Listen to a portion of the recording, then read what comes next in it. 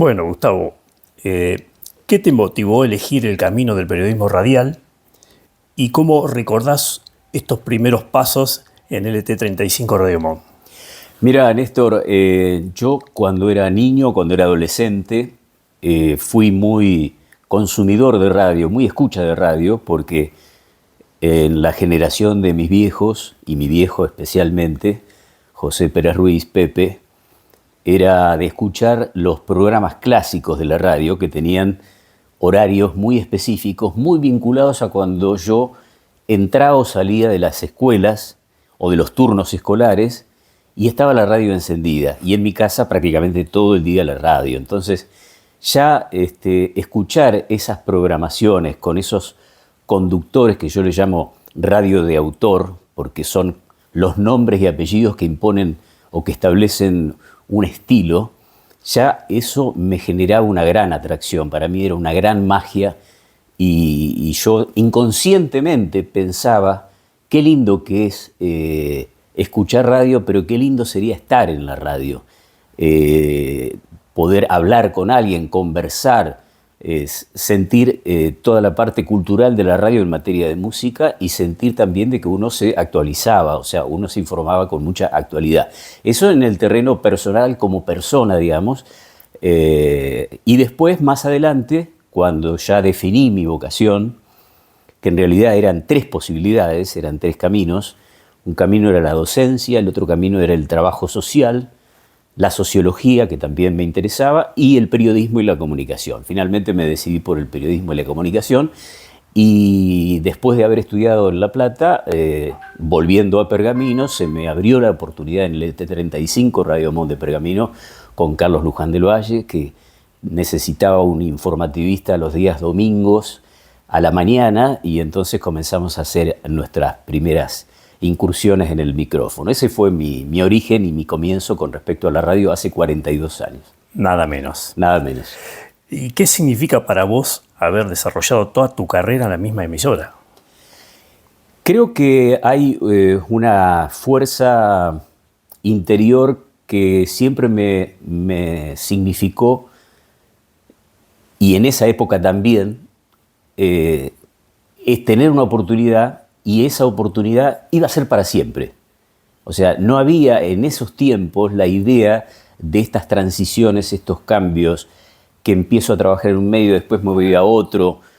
Era una cuestión muy tradicional, muy convencional, el hecho de empezar a trabajar en un medio, y si uno, aceptando todas las condiciones, podía desarrollarse profesionalmente muy bien, era la casa laboral para siempre. Y creo que en términos también de lealtad, de ponerse la camiseta, de tener una identidad que también el medio te la va formateando, y en ese caso, con distintos programas, distintas experiencias periodísticas, uno fue construyendo esto que finalmente ahora es el cierre de un ciclo que tiene que ver con haber puesto la voz, haber estado en el aire de la radio y sentir que la radio es mi casa, que la radio es mi hogar laboral y que me siento muy bien y muy feliz haciendo lo que yo he elegido.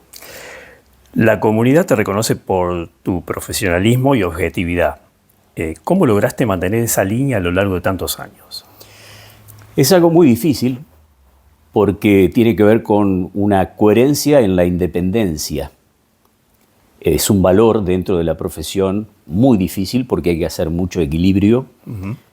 Se trabajan con temas muy complejos, a veces muy conflictivos, en el marco de condicionamientos de mucha tensión, sobre todo cuando uno aborda los temas vinculados al poder o a los poderes, y cuando uno también tiene opinión propia formada. No es solamente que se informa, sino que se analiza, se interpreta, se opina.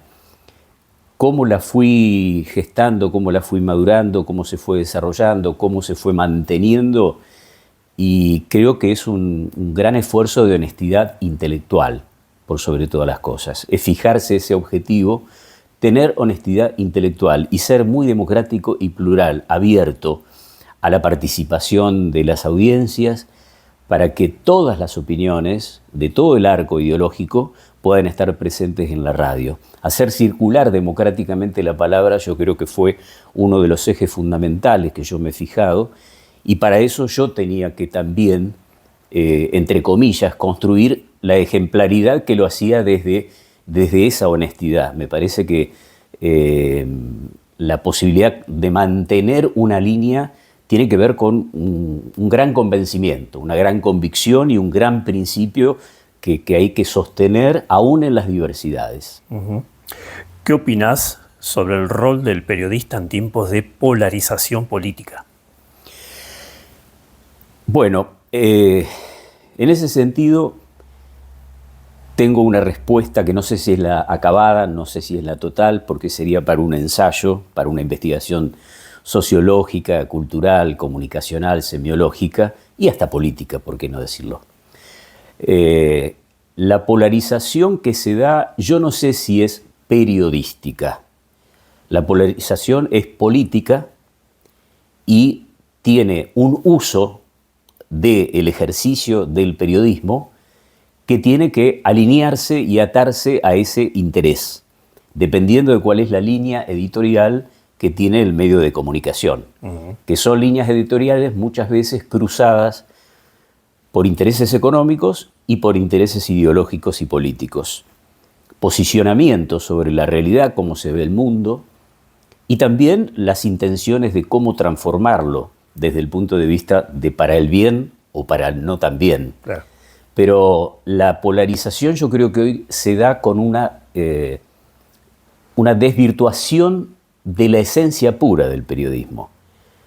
Porque hay que preguntarse si en algunos medios muy poderosos de la Argentina, quienes aparecen como las grandes caras, las grandes figuras, las grandes firmas en los medios de comunicación, están haciendo periodismo o están haciendo política o están defendiendo intereses económicos.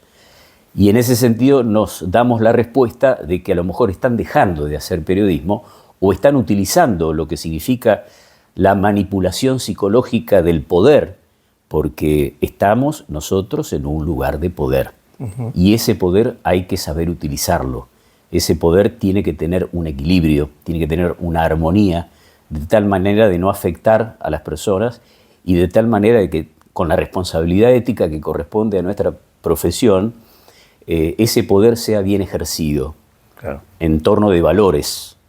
Y esos valores son éticos, pero también los valores tienen que ver con una sociedad y cómo querés que esa sociedad funcione, de acuerdo a tus simples y sencillas convicciones. Pero creo que hay que hacer esa distinción. En tiempos de polarización, como bien decías vos, Néstor, la polarización no sé si se da desde lo técnico profesional del periodismo, sino desde la postura o la posición que determinados periodistas tienen en relación a sus alineamientos ideológicos y económicos. ¿Cuáles fueron las coberturas más importantes o emotivas de tu carrera?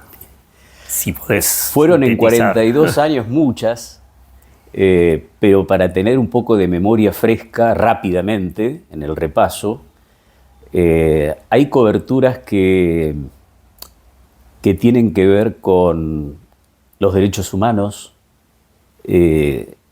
Cuando yo abracé un poco esa convicción de ser un dientito en el engranaje de la lucha por los derechos humanos, hubo allá por la década del 80 un caso en donde en Pergamino se estaba buscando la identidad biológica de dos hermanos que habían sido apropiados ilegalmente por parte de un comisario de la vecina ciudad de San Nicolás.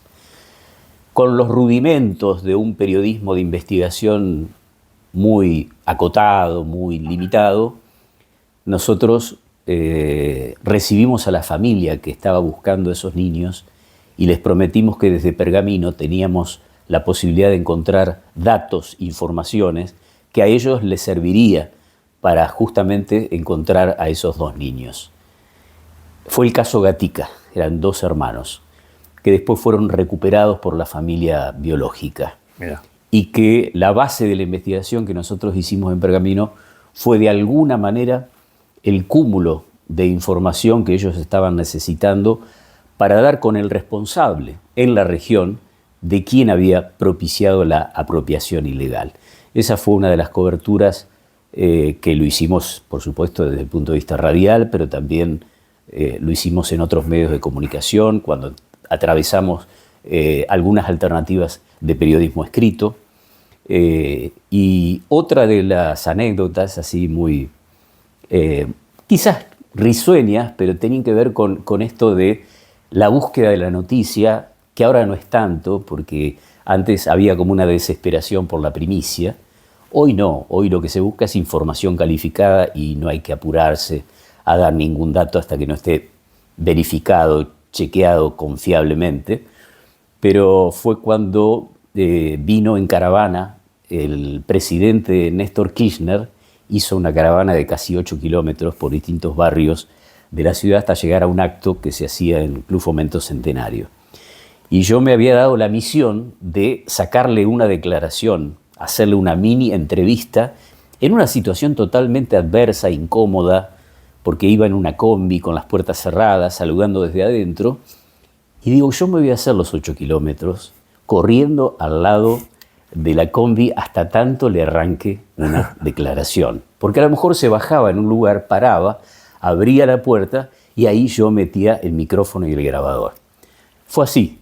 Hizo una parada en el trayecto que va desde Boulevard Colón hasta Juan B. Justo, por Intendente Vizcayar, y yo transpirado de correr y correr y correr al lado con el equipo de la radio y con el grabador y el micrófono, abre la puerta para saludar a la gente y ahí puedo entrometer 3 preguntas para lograr 3 respuestas del presidente Kirchner, que después, bueno, fueron de alguna manera a términos de hoy, viralizadas por los medios tradicionales de la época. Claro. En ese momento no había el WhatsApp, ni había toda esta tecnología virtual, digital, moderna. Esa es otra de las lindas anécdotas que uno tiene. Y otra, si me permitís, una tercera, tiene que ver con hechos y acontecimientos de la recuperación de la democracia en la ciudad de Pergamino, cuando se produce el alzamiento Carapintada, cuya figura, digamos, central de ese acto antidemocrático, antirrepublicano, que buscaba la obediencia debida y el punto final para los militares que habían intervenido en la dictadura cívico-militar eclesiástica, se produjo el alzamiento y movimiento de tropas de distintas provincias para apoyar ese alzamiento, Carapintada. Y se informaba que venía una columna del litoral y que iba a pasar por la Ruta 8 y por el cruce de caminos de nuestra ciudad. Entonces, las juventudes políticas, los partidos políticos y el intendente del momento, Jorge Eduardo Jung, habilitó que la Municipalidad de Pergamino estuviera abierto durante todos esos 4 días de Semana Santa, que fue el final cuando Alfonsín sale y dice la casa está en orden. Claro. Las puertas abiertas de la municipalidad eran literalmente así. La gente podía entrar y salir de la municipalidad y estar atento a movilizarse, a manifestarse, a apoyar la democracia y a esperar las decisiones que tomaban las autoridades. Un consejo deliberante donde nos sentábamos cualquiera en las bancas para escuchar lo que se decía permanentemente sobre lo que estaba pasando. Y en un momento determinado, estábamos jóvenes y de las juventudes políticas y yo como periodista me había hecho la idea de que tenía que transmitir las 24 horas, que tenía que estar ahí por cualquier novedad que surgiera y lo que había que informar en ese momento. Y llega una versión al Consejo Deliberante donde estábamos todos, que dice que Pancho Torrecilla, que era en ese momento una figura social muy particular en términos de todo lo que era el juego en la ciudad de Pergamino, tenía un cierto poder y una característica muy especial de moverse con determinadas personas que lo seguían mucho. Y entonces llega la versión al Consejo Deliberante de que Pancho Torrecilla con su gente estaba totalmente dispuesto a hacer un piquete en el cruce de caminos para que no pasen los militares que iban al levantamiento Cara Pintada. Por supuesto que después, con el tiempo, quisimos corroborar con algunas fuentes si eso era verdad, si no era verdad, pero vamos a ponerlo en una media verdad, porque si alguien como Carmen Torrecilla, que era su hermana, lo conocía bien, era muy posible que eso sucediera. Era muy posible que eso sucediera. Yeah. Pero bueno, fue una de las anécdotas más lindas. Y otras que también podemos decir que es una anécdota de tipo personal. Bueno, vos sabés que yo me dedico bastante a correr y me dedicaba a hacer maratones. Y en un momento determinado se hace una campaña para una joven que tenía que hacerse un trasplante de órganos en Estados Unidos. Tenía un costo de $35.000 en esa época. Y hicimos la campaña, pero había que seguir sumando dinero desde acá. Yo me había hecho amigo de una de las familias que estaba conectada con esta joven. Y digo, bueno, la próxima maratón la corro para esta chica con una alcancía. Y de paso voy transmitiendo la carrera de atletismo y voy informando cómo va la campaña. Así que con el equipo de transmisión, más una alcancía que tenía 40 por 40, como una especie de caja, hice los 10 kilómetros con la alcancía, iba informando cómo iba yo transitando la maratón y avisando que en 10 minutos estaba en la esquina de tal y tal calle para que la gente saliera. Qué bueno. Y entonces depositara lo que podía, claro, como una especie de donación.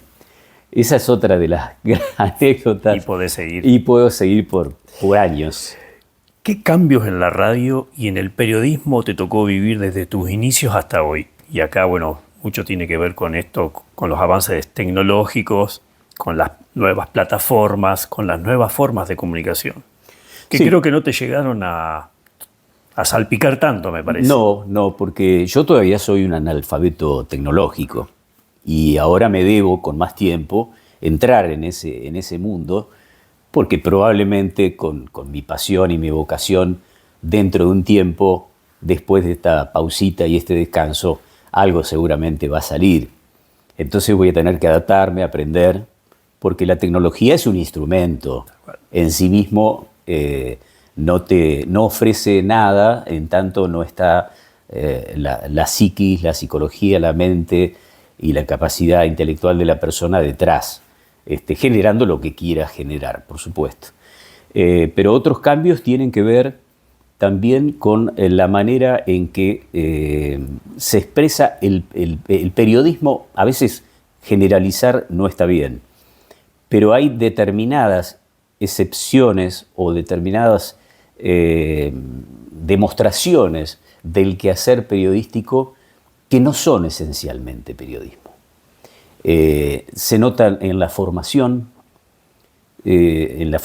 técnica, en la formación profesional, en la formación intelectual, en la formación cultural, se nota en la lectura, se nota en el uso del vocabulario, en el uso del lenguaje. Estamos asistiendo, no en general, porque siempre están los muy excelentes ejemplos que sostienen y hacen permanecer a esta profesión como una de las mejores que puede elegir un ser humano, pero se ha generalizado mucho el decir que se hace periodismo sin esos elementos básicos, esenciales, que ponían al periodista en un lugar central en lo que significa la sociedad y la cultura. Esos cambios que son más bien de carácter ético, técnico, profesional y de formación hacen que el nivel, la calidad que en muchos casos consumimos de periodismo no lleguen a ser tales y que desmejoran la imagen también de nuestra profesión. La tenemos que cuidar mucho y se cuida haciendo las cosas bien, mejorando todos los días, cometiendo la menor cantidad de errores posible y por sobre todas las cosas estudiando mucho, analizando con pausas, con detenimiento las realidades y buscando que la forma de comunicar, no solamente el contenido, también esté cada vez más cerca de la belleza. Muy bien. ¿Cómo vivís este momento del cierre de ciclo? Bueno, es muy fresquito. Eh, Horas nada más de esta decisión que uno ha tomado. Tengo, digamos, dos sensaciones, digamos, muy, muy rápidas que uno está viviendo. La primera es como te hacen saber que nos extrañan o que nos van a extrañar. sí, he leído muchas cosas en las redes sociales, elogios por demás. Sí, quizás exagerado, sobredimensionado. Yo sé que a veces el afecto hace decir cosas que no sé si son tan reales. Pero bueno, gracias por el afecto y por el respeto, porque en realidad lo que yo me llevo es estos múltiples respetos, ¿no? El respeto de las audiencias, el respeto de los colegas, el respeto de las instituciones de la ciudad con las que hemos querido siempre ser aliados, como así también con la educación, con la cultura, y también el respeto aún con las incomodidades y con algunos conflictos que se han producido de la dirigencia política de la ciudad. Pero la sensación que tengo es esa, que me hacen saber que me van a extrañar y yo ya empiezo a extrañar también ese contacto imaginario que uno tiene con la gente, que siempre ha querido ser empático. En ese sentido, bueno, es uno de mis principios fundamentales, ¿no? Que la audiencia se sienta contenida, que haya respuestas a sus demandas, sus necesidades. Como siempre digo, uno quiere hacer radio democrática, plural, solidaria, con valores, una radio que de pronto sea una compañera más en la vida, una compañera de la vida, y que, digamos, de la radio la gente tenga la sensación que hay un bien, que sale un bien, que en el aire flota un bien. Esa es la sensación, digamos, de cierre de ciclo. Claro. Que también es cierto, yo debo agradecer muchísimo a la empresa, a los compañeros, a Carlitos Trincavelli, a Eugenia, a toda la familia, porque ellos han sentido el impacto de esta decisión. Yo sentimentalmente, por supuesto, tengo mi dolor interno también por la decisión que he tomado después de tantos años y después de haber transitado juntos momentos muy difíciles, no solamente en la profesión, sino también en la vida personal, y tener esa lealtad, esa fraternidad totalmente desinteresada, sin límites, humanamente hablando. Esto me hace saber de que bueno, este momento que estamos viviendo es un momento de transición y hay que ver. Y hablando de eso, bueno, seguramente te va a gustar seguir vinculado de alguna manera a la comunicación. Creo que no solamente voy a seguir vinculado, sino que de pronto cuando la energía, el entusiasmo se vuelvan a poner en marcha para algún proyecto, seguramente que la comunicación es parte de mi ADN, es parte de mi identidad. O sea, yo soy Gustavo, pero soy comunicación. Tal cual. Y yo la necesito, esa comunicación, la comunicación pública. De todas formas, uno tiene ahora la posibilidad del tiempo, de una libertad distinta y también de poner un papel en blanco, una mente en blanco, hasta tanto eso que es blanco se llene de ideas y esas ideas se puedan llevar adelante. ¿Qué le dirías hoy a la audiencia que te acompañó durante tantos años? Primero, gracias. Gracias por respetarme como me respetó. Gracias por hacerme sentir tan cercano. Gracias por tantos afectos, por tantos sentimientos, por tantas emociones. Gracias por esa espera de tanta gente, de la escucha de lo que uno hacía. Un gracias que tiene que ver con permitirme ser alguien en la ciudad, pero construido con los demás, construido con los otros, construido con la audiencia. Nada se puede dar en radio si una voz no llega a los demás oídos. Y ha habido muchos oídos atentos, presentes, sensibles, opinantes, entusiastas, libre pensadores que han expresado lo que han querido. Y si ese ha sido el código que hemos podido establecer en ese vínculo, creo que se ha entendido muy bien lo que uno ha querido hacer con la profesión que ha abrazado. Así que a las audiencias muchísimas, pero muchísimas gracias. Y les digo, bueno, hasta la vuelta. Un hasta luego. Para cerrar, ¿algún mensaje para las nuevas generaciones de periodistas? Si van a abrazar esta profesión, este oficio, este trabajo, primero, horas cuantitativas se necesitan, muchas, para hacer un trabajo de calidad. Y segundo, un gran compromiso cualitativo con la profesión, porque esta profesión tiene un valor en la sociedad, en tanto el periodista tiene una gran posibilidad por sobre cualquier otra actividad o profesión. Es la persona que desde que elige su profesión, todo lo que le resta de su vida ejerciendo la profesión es aprender y ayudar a que los demás también aprendan. Yo considero que el comunicador, el periodista, debe saber que es un educador no formal. Pero como dice el tango, la radio también es una escuela de las cosas.